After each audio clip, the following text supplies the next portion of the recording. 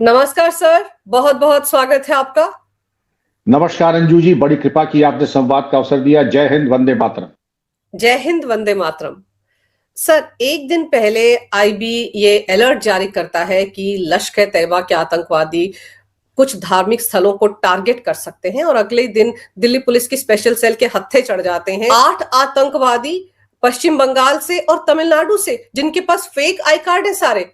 Sir, ये किसी बड़े वारदात को अंजाम देने की फिराक में थे। बिल्कुल अंजू जी, ये स्पष्ट है कि बहुत बड़े ये वारदात करने के अंजाम में थे। मैं आपको ले चलता हूं कि इस्लामाबाद में 6 फरवरी को शुक्रवार की नमाज में जो एक मस्जिद में एक विस्फोट हुआ जिसमें 32 मारे गए, 170 घायल हुए। और मस्जिद का नाम खतीजा मस्जिद, शियाओं की मस्जिद है। एक सुसाइड बॉम्बर ने सुसाइड किया और उसने मर गए। लश्कर तैयबा का यह कहना है कि इसकी जिम्मेदारी भारत की है और हम प्रतिशोध लेंगे, बदला लेंगे। तुमसे अपना देश संभल नहीं रहा है, दुनिया भर की जो है दुर्व्यवस्था फैली हुई है, तो आपके यहां तो वैसे तो कुछ चीज संभल नहीं रही है। अब 6 फरवरी को अगर मस्जिद में विस्फोट होता है और उसमें 32 मारे जाते हैं, बुरी घटना है, नहीं होनी चाहिए थी। उसका ठीकरा लश्कर तैयबा भारत के ऊपर फोड़ रहा है। उसने अपने स्लीपर सेल्स को एक्टिवेट किया, और स्लीपर सेल्स तो एक ढूंढो हजार मिल जाएंगे। इनके स्लीपर सेल्स आईबी के सूचना और इनपुट्स के बाद दिल्ली स्पेशल सेल ने बड़ी तत्परता के साथ जो कार्रवाई की, तो उसके ऊपर आप ये देखिएगा कि उन्होंने 8 लोग गिरफ्तार किए, जिसमें पश्चिम बंगाल से 2, तमिलनाडु से 6, और इनके पास से एक बांग्लादेश का नागरिक भी है। अब इस बांग्लादेश के नागरिक का क्या महत्व है वो मैं आपको बताऊंगा बाद में। लोग कहते हैं कि बांग्लादेश एक अलग देश है, पाकिस्तान एक अलग देश है। कहने को दिखाई भी यही पड़ता है, लेकिन अंततोगत्वा मुझे दिखाई यही पड़ता है कि पाकिस्तान जैसे पहले था 71 के, वेस्ट पाकिस्तान है और बांग्लादेश ईस्ट पाकिस्तान है। दोनों का एक कॉमन दुश्मन है, वो है भारत और सनातन। ये मन, कर्म और वचन से ये हर तरीके से कैसे भारत को के ऊपर आक्रमण करें और कमजोर करें।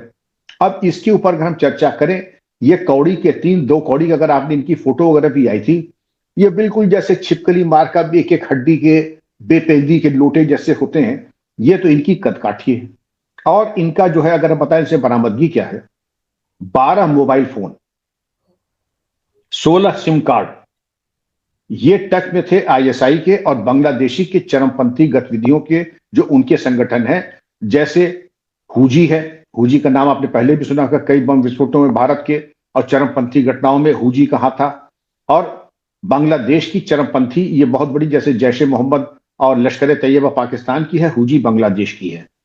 जो पकड़े गए हैं, तो तमिलनाडु में एक जनपद है तिरुप्पूर, तो तिरुप्पूर से पकड़े गए हैं मिजानुर रहमान, मोहम्मद शब्बात, उमर, मोहम्मद लित्तन, शाहिद और मोहम्मद उज्जल। ये तो यहां से पकड़े गए हैं। ये लोग सोशल मीडिया पे बड़े क्रियाशील थे, तो सोशल मीडिया पे आए दिन ये आपत्तिजनक पोस्ट भेजा करते थे और पाकिस्तानी चरमपंथियों की और उनकी जो आउटपुट से लश्कर तैयबा, जैश ए मोहम्मद, इनका गुणगान करते थे।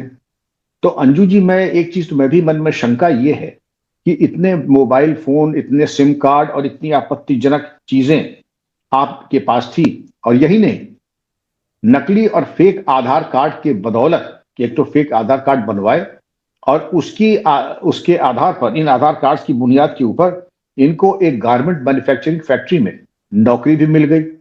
नौकरी मिलने के साथ साथ इनके जो जीवन यापन था वो भी चल रहा था। और ये चरमपंथियों की अब तक की पूछताछ में ये इन्होंने बताया कि ये चरमपंथियों की मदद करना चाहते थे। इसलिए स्लीपर सेल की परिभाषा पूरी हो जाती है, तुम सुषुप्त रहो, जब मौका पड़े तो चरमपंथियों की मदद करो, जो कि तुमने की। सोशल मीडिया पे जाके तुम क्रियाशील हो गए। सोशल मीडिया पे क्रियाशील होने के साथ साथ तुमने वहां जाकर के ऐसी चीजें की जो संवेदनशील स्थान थे, वहां पर जाके तुमने रेकी की। और स्लीपर सेल का काम ही क्या है? सोशल मीडिया पे मौजूदगी, स्थानों की रेकी करो, आने जाने के रास्तों का अध्ययन करो, भागने के रास्ते का अध्ययन करो, कहां से क्या सामान मिल सकता है उसका मूल्यांकन करो, और अगर भंडारण करना पड़े, जैसे 10 नवंबर को किया था, उसमें भंडारण में मदद करो। और इन्होंने, यही तक बात खत्म नहीं होती है, दिल्ली में भी और पश्चिम बंगाल में भी फ्री कश्मीर करके एक पोस्टर आपत्तिजनक चिपकाए, पश्चिम बंगाल में भी और दिल्ली में भी। तो बात अगर यहीं पर आती, लेकिन इनकी जो मौजूदगी थी वो अत्यंत ही दुर्भाग्यपूर्ण थी। जैसा कि आपने कहा कि 21 फरवरी को ही ये अलर्ट साउंड हो गया था और हमारी सेंट्रल एजेंसीज ने ये बता दिया था कि लाल किला, चांदनी चौक ये अत्यंत संवेदनशील स्थान है। अत्यंत संवेदनशील क्यों है? क्योंकि लाल किला जो है एक राष्ट्रीय स्मारक है और बड़े बड़े महत्वपूर्ण राष्ट्रीय पर्व के ऊपर हमारे विशिष्ट व्यक्ति, विशेषकर प्रधानमंत्री, जिसको कहते हैं लाल किले से भाषण देते हैं। तो लाल किले पे एक आक्रमण राष्ट्रीय और अंतर्राष्ट्रीय स्तर पे भारत की छवि को धूमिल करता और हमारे लिए वो बहुत ही ज्यादा एक असमंजस की और बहुत ही ज्यादा पीड़ा की स्थिति होती अगर वहां पर कुछ हो जाता। 10 नवंबर की जो दुर्घटना हुई थी जिसमें 13 मारे गए थे, 20 घायल हुए थे, आप उसकी तरफ चलें, वो भी लाल किले पे ही हुआ था। ये कहीं और भी कर सकते थे, लेकिन किया इन्होंने लाल किले पे। तो लाल किले के ऊपर अगर हम बात करें तो अंजू जी, इसमें अगर आप देखिए क्यों लाल किला राष्ट्रीय अंतर्राष्ट्रीय महत्व का और हमारे लिए जिसको कहते हैं कि एक सिरमौर है हमारे लिए, जैसे ताज कहते हैं, लाल किला हमारे लिए वैसे ही एक राष्ट्रीय स्मारक है और एक राष्ट्रीय अंतर्राष्ट्रीय स्तर पे हमारे लिए बहुत महत्व का स्थान है। और इसके अलावा जो अन्य स्थान इन्होंने चुने थे, भीड़ भाड़ वाले स्थान जैसे चांदनी चौक का बाजार है, सांप्रदायिक तनाव भड़काने की मंशा इनकी थी। इसके अतिरिक्त त्योहार, अब हमारे होली का त्योहार आ रहा है और तमाम त्योहार उसके पहले और तमाम त्योहार उसके बाद भी होंगे। तो ऐसे स्थानों को चुनने का उद्देश्य अधिकतम दहशत, अधिकतम मौतें और इससे कवरेज भी इनको मिल जाए। और इसके अतिरिक्त अगर आप देखें, अगर आप श्रृंखलाबद्ध तरीके से देखें, 2008 मुंबई का हमला, 10 आतंकियों द्वारा 160 लोग मारे गए। 2001 में हमारे संसद के ऊपर आक्रमण, 2019 में पुलवामा का हमला। तो इसके ऊपर अगर आप निष्कर्ष निकालें कि सोशल मीडिया, डिजिटल मीडिया और तमाम जगह पर अपनी मौजूदगी बताना और इस तरीके का इनका ये प्रयोग ही नहीं है, ये आक्रमण करके ये दिखाना चाहते हैं अपने पाकिस्तानी आकाओं को खुश करना, मीडिया मैनेजमेंट, और इसके जरिए ये अंतर्राष्ट्रीय स्तर पे अपनी फंडिंग कराते हैं। जितना ज्यादा ये जनजीवन अस्त व्यस्त करेंगे उतना ही इनकी फंडिंग होगी। तो ये तो संतोष का विषय है कि ये बिल्कुल धर लिए गए, निष्क्रिय किए गए। अब सवाल ये उठता है कि इनको सिम कार्ड कैसे मिल गए, इनको नकली आधार कैसे मिल गए। इन्होंने मोबाइल फोन लिए, मोबाइल फोन तो कोई खरीद सकता है, लेकिन सिम कार्ड के पीछे कुछ प्रक्रियाएं होती हैं और ये हमारी दिल्ली स्पेशल सेल का ये काम होगा कि इनके एक एक सिम कार्ड के परचेस और जो आधार कार्ड खरीदे हैं, अगर उसमें जितना भी पोल पट्टा आता है, जिन लोगों ने सहूलियत पहुंचाई है उनको भी यूएपीए और रासुका के अंतर्गत भेज दें जेल, कम से कम 10 साल का हिसाब उनका भी हो जाए। अभी आपको याद होगा कि जम्मू कश्मीर में 8,000 से ज्यादा म्यूल खाते पकड़े गए थे और इनकी भी फंडिंग विदेशों से हुई है।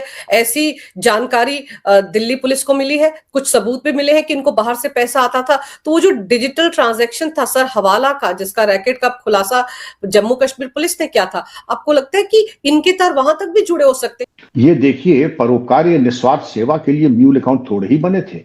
ये चरमपंथी गतिविधियों के लिए, चरमपंथियों की जेब खर्च के लिए और भारत विरोधी उद्देश्य के लिए। तो जो पकड़े गए हैं ये भी भारत विरोधी है, चरमपंथी है, ये भी पाकिस्तान परस्त है। तो उद्देश्य एक ही है। आप जैसे एक बरगद का पेड़ है, आपने एक शाख को पकड़ा, 8,000 म्यूल अकाउंट आपने निष्क्रिय किए। जब आपने ये देखा कि यहां तो आप देखिए कि ये 10 नवंबर को अल फलाह यूनिवर्सिटी में था, तो ये बरगद की दूसरी शाख है और इसकी जड़ कहाँ जाती है इस बरगद की? ये जाती है पाकिस्तान लश्कर तैयबा में, आईएसआई में। और वहां से जब ये शाखाएं आती हैं तो फिर ये चाहे डॉक्टर उमर हो या चाहे ये जो आपके 8 पकड़े गए जिसमें एक बांग्लादेशी है, अंततोगत्वा इनकी जो मां है वो है आईएसआई और पाकिस्तान की रोग और फेल्ड सरकार। उनका एक ही उद्देश्य, क्योंकि अगर भारत और सनातन विरोध न करेंगे तो पाकिस्तान खत्म हो जाएगा, पाकिस्तान को जिंदा रहने का कोई हक नहीं रहेगा उसके बाद। तो अंजू जी, आपने सही कहा, कोई भी चरमपंथी गतिविधि है अगर उसकी गहराई में जाएं तो एक न एक परत जाकर के आपस में एक दूसरे से मिल जाए। सर, ये जितने भी स्लीपर सेल है, ये जिहादी डॉक्टर भी तो उन्हीं का हिस्सा थे और जितने भी ये लोग पकड़े जा रहे हैं ये भी स्लीपर सेल का हिस्सा है। पैसा इनको बाहर से आता है तभी एक्टिविटीज में लग जाते हैं। और फिर ये लैंड जिहाद, लव जिहाद, ये सब इन्हीं की तो अंग है सर। वो जिम जिहाद आप देख लीजिए, तो छांगुर क्या कर रहा था, कन्वर्शन कर रहा था और अब आप ये सोचिए कि एक मौलाना मदनी है, वो किस तरह से लैंड जिहाद करने के चक्कर में था सर। इतना सेंसिटिव एरिया है देहरादून में, आईएमए के आसपास, इंडियन मिलिट्री एकेडमी के आसपास, वहां पर मुस्लिम बस्ती बसाने के चक्कर में लगा हुआ था, जबकि जमीन उसने एक ट्रस्ट के नाम पर ली थी। इसमें मैं सीधा दोष देता हूं वो राजनेताओं को जिन्होंने मदनी ऐसे को इस तरीके की जमीन आवंटित की, और जब उसने लैंड यूज बदला तो उसके ऊपर कार्रवाई नहीं की, जमीन कुर्क नहीं की। ये तो जब समाचार पत्रों में ये बातें आई तब ये जाकर के बातें खुली। अब हम आते हैं इसके ऊपर। आपने छांगुर की बात की, लव जिहाद, आपने जिम की बात की, जिम जिहाद, और उसके जरिए ब्लैकमेल और मानव तस्करी और इस तरीके की बातें। आपने, हम लोग मजार आदि की बातें, जमीन अतिक्रमण की बातें कर चुके हैं। तो ये मान लीजिए कि जमीन, हवा, पानी और जनशक्ति, जहां मौका मिले मुंह मारते रहो। जनशक्ति के ऊपर अपनी जनसंख्या बढ़ाओ, लव जिहाद करो और इस तरीके से लोगों का धर्मांतरण कराओ। ये तो हो गया आपका जनसंख्या के ऊपर। भूमि पे कब्जा कैसे करो, इस तरीके की आप जो है आजार मजार बना करके, नकली केजीएमयू खुला है आपका लगभग 100 साल पहले और 600 साल पुरानी मजार आप दिखा रहे हैं।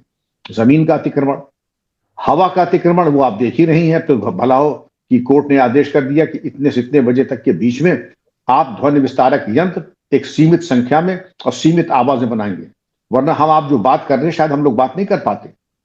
और अब जल जिहाद के ऊपर आ जाए, जहां कहीं आप देखें शुद्धता हो तो एन केन प्रकारेण उसको कैसे थूक करके या कैसे उसको विष्ठा मिला करके ये तमाम चीजें आपके सामने आ रही हैं। अब आपने जो प्रश्न उठाया था, जो इंडियन मिलिट्री एकेडमी देहरादून के पास आपको जमीन देनी थी, अपनी बड़ी उदारता दिखानी थी आपको तुष्टीकरण में, तो क्या वही जगह रह गई थी इंडियन मिलिट्री एकेडमी, जो कि हमारा मस्तक है और जो हमारी शान है, जहां दशकों से हमारे जेंटलमैन कैडेट्स ट्रेन किए जाते हैं? वही एक स्थान मिला था आपको, जानते हुए कि यहां पर आपत्तिजनक व्यक्ति, आपत्तिजनक लोग और गतिविधियों की प्रबल संभावना रहेगी। लेकिन इसको सेल्फ गोल अगर कहा जाए तो इससे बड़ा सेल्फ गोल और आपत्तिजनक उदारता तुष्टीकरण मैंने कम देखी है। इंडियन मिलिट्री एकेडमी की छाती पर आपने ऐसे अवांछनीय व्यक्ति को आपने जमीन आवंटित की, और उसने किया क्या? उसने पार्सल ऑफ कर दी। वहां तो शिक्षण संस्थान भी बनती, वो भी आपत्तिजनक है। आप देते तो कहीं दूर दे सकते थे। इंडियन मिलिट्री एकेडमी के 50 किलोमीटर की परिधि में बिल्कुल जंगल के अलावा कुछ नहीं होना चाहिए। मैं फिर कह रहा हूं, इंडियन मिलिट्री एकेडमी, सैन्य संगठन और इस तरीके के संवेदनशील स्थानों पर किसी भी तरीके के अवांछनीय व्यक्ति या संदिग्ध लोगों को आवंटन नहीं होना चाहिए। और अगर आज भी है तो उसको हटवा करके उनको बिल्कुल दूर ले जा, 100 किलोमीटर दूर। इंडियन मिलिट्री एकेडमी में तो मदनी ने बड़ा धोखा किया। वो जमीन न सिर्फ ली उसने तुष्टीकरण के चलते, मैं तो कहता हूं कि जिन्होंने दिया था, मुझे याद नहीं आ रहा कि मुझे बताया जाता कि शायद किसकी गवर्नमेंट थी, हरीश रावत की थी या किसकी थी, लेकिन जिसने भी दिया उसने न केवल एक त्रुटि की बल्कि पाप किया। और उनके ऊपर ही पूछताछ होनी चाहिए कि मुख्यमंत्री जी आपको और कोई जगह नहीं मिली थी? इंडियन मिलिट्री एकेडमी की छाती पर आपने जो है इस तरीके के अवांछनीय आपत्तिजनक लोगों के ऊपर, जो भारत को और हमारे कानून संविधान को पानी पी पी के गाली देते हैं, ये जानते हुए कि इनके ऊपर असुरक्षा पैदा कर रहे हैं हमारे जेंटलमैन कैडेट्स, हमारे ट्रेनर्स को, हमारी सेना के ऊपर। अब इस जमीन के ऊपर आ जाइए। इस जमीन को पार्सल ऑफ कर दिया, और उसमें किनको पार्सल ऑफ किया होगा, किनको आवंटित किया होगा? मैं समझता हूं कि 80% नहीं, 90% नहीं, 99% इन्होंने अपने ही लोगों को दिया होगा। यह मान के चलिए कि अगर किसी को इन्फिल्ट्रेट करके, रेडिकलाइज करके इंडियन मिलिट्री एकेडमी के ऊपर अगर इन्हें कुछ जासूसी करनी होगी, कुछ समय लगेगा। टेक्नोलॉजी ऐसी आ गई है आपके पास कि एक एक पल पल की ट्रेनिंग, एक एक पल पल की गतिविधियां, यहां तक कि क्लासरूम में क्या सिखाया जा रहा है आप उस तक को मॉनिटर कर पाएंगे। इससे ज्यादा मूर्खतापूर्ण और अदूरदर्शिता तो मैंने कम देखी है जितनी कि इंडियन मिलिट्री के अगल बगल भूमि के आवंटन की है।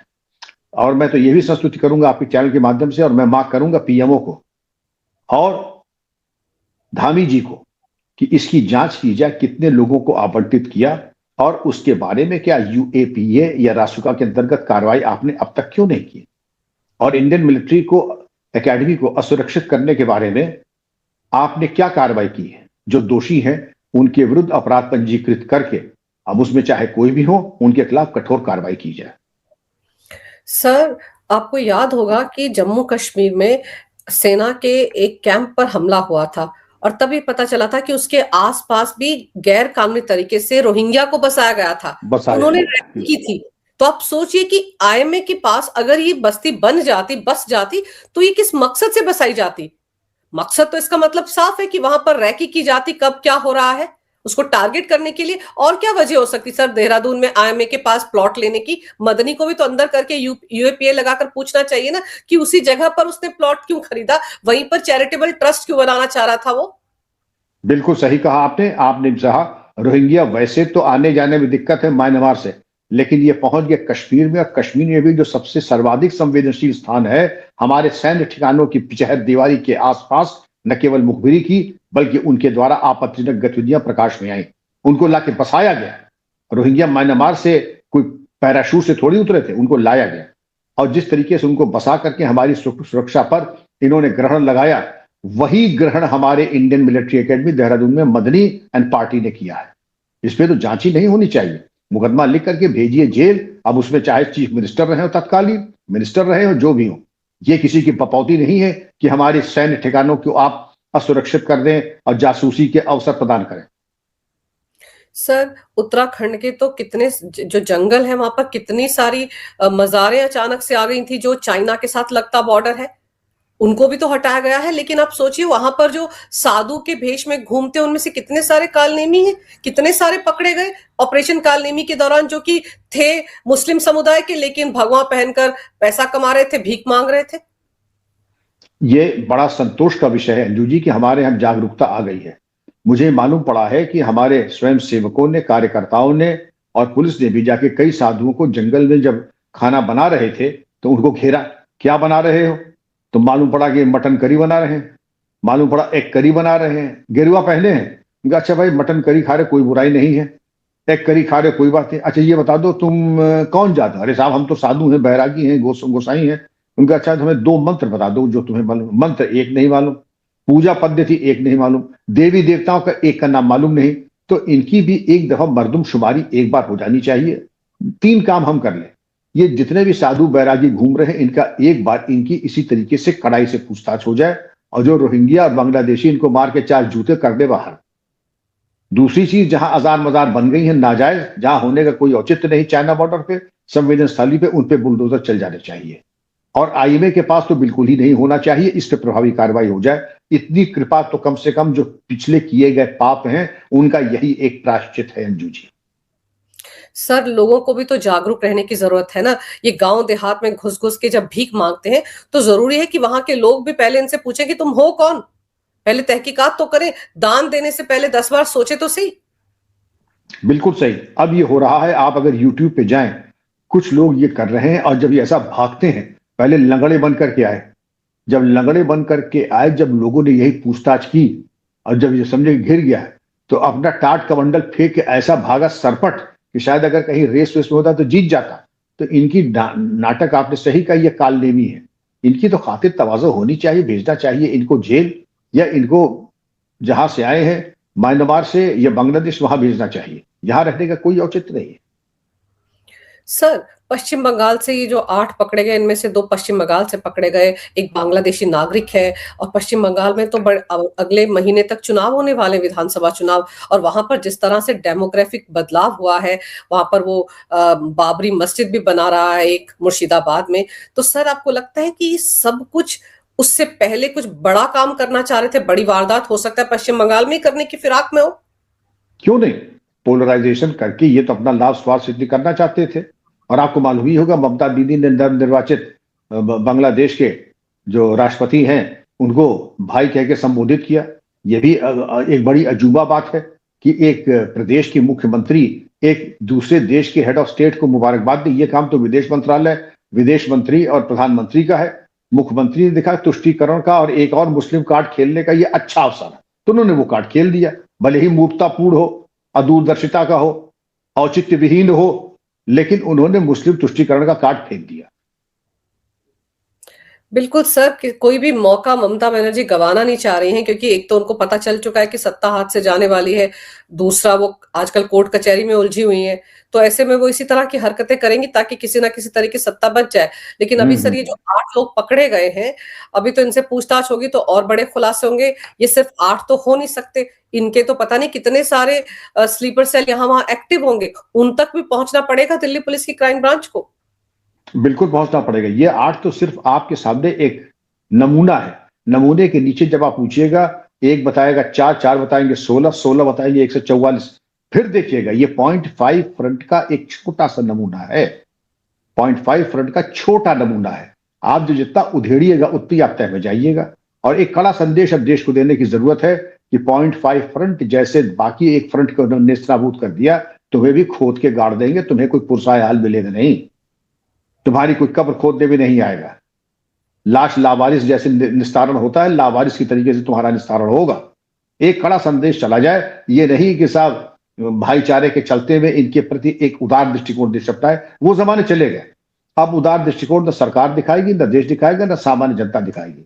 या तो आप देश के साथ हैं या देश के विरोध में है। देश के साथ में है, सबका स्वागत है, और देश के विरोध में है तो खोद के गाड़ दिए जाओगे।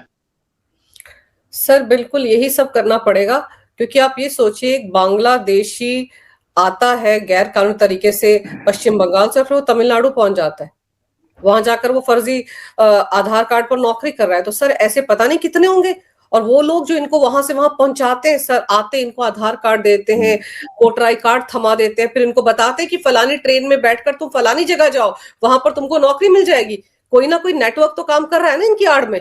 जबरदस्त नेटवर्क है, और इनका एक बहुत तरीका से अंदर खाने इनके एक चैनल है, और इनका हर चीज स्ट्रक्चर्ड रोड मैप है, प्लान बी है।